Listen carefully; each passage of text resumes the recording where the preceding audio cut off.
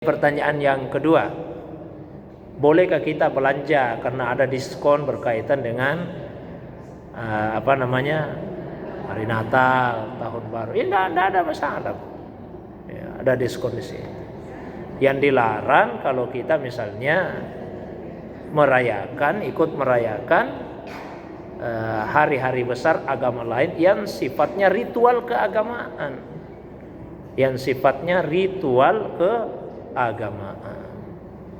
ya, bahkan kalau misalnya tidak berkaitan dengan ritual keagamaan, ya tidak apa-apa kita misalnya, contoh ada misalnya tetangga kita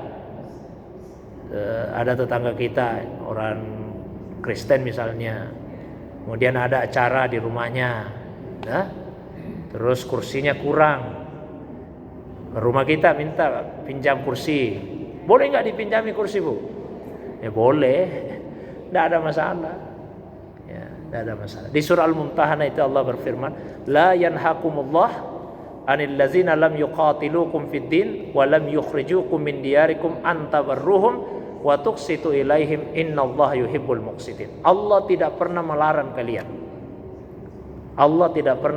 kalian untuk berbuat baik dan berlaku adil meskipun terhadap orang yang berbeda agama, selama mereka tidak memerangimu dalam masalah agama dan tidak mengusirmu dari tempat tinggalmu. Sesungguhnya Allah itu menyukai orang-orang yang berbuat adil,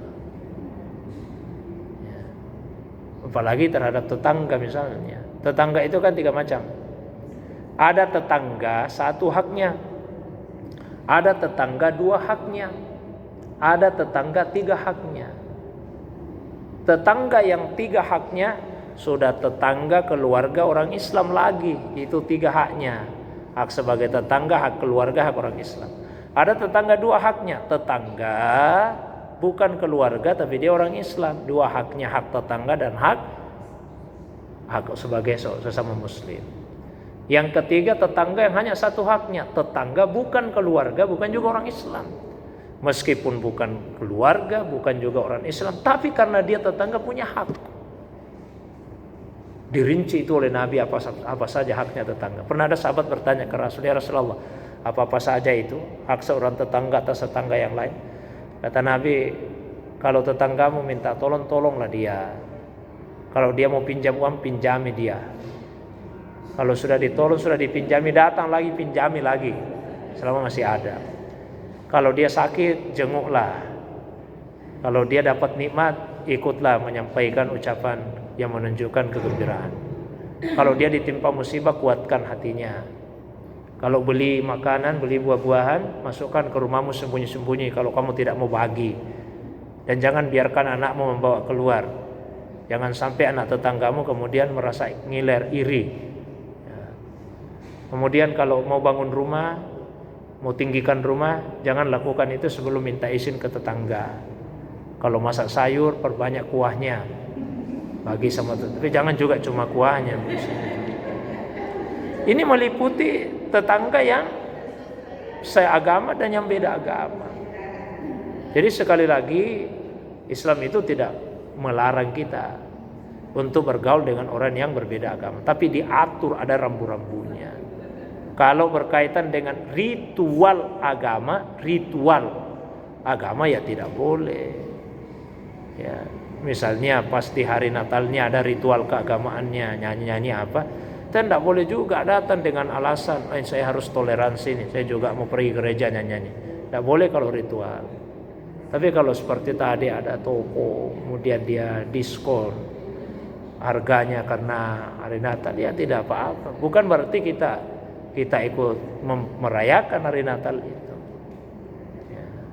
Saya kira ya, ada lagi yang ekstrim itu, ada lagi yang agak ekstrim. Pernah saya ditanya, Ustaz, katanya kita tidak boleh belanja di tokonya orang di luar Islam kalau penjualnya bukan orang Islam. Wih, ini ekstrim sekali, Bu.